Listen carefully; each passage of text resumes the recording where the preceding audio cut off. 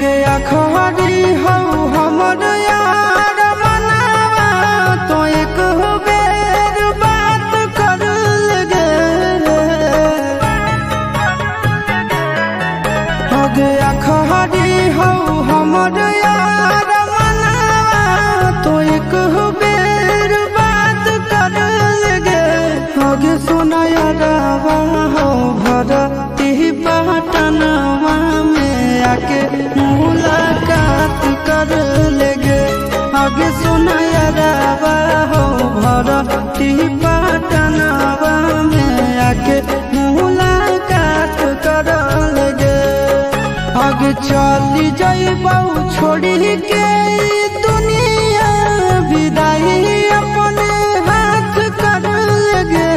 आगे सुना यारवा हो भरती पटनवा में आके मुलाकात कर लेगे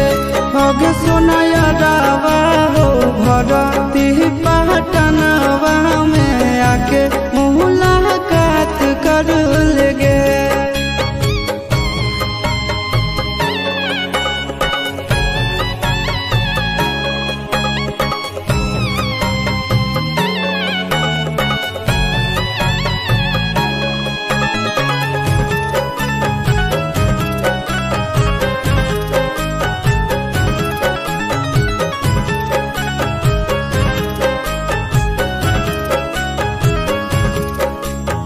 मोरे घर पनिया पिलाई दी है जान गे कफन ओढ़ाई दी है टूटत ही जब प्राण गे मोरे घर पनिया पिलाई दी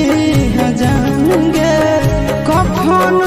ओढ़ाई दी है टूटत ही जब प्राण गे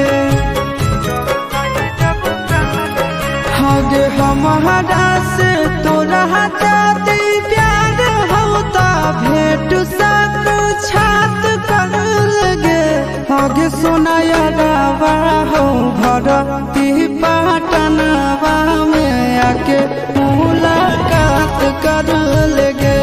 आगे सोना यारवा हो भरती पटनवा में आके मुलाकात कर लेगे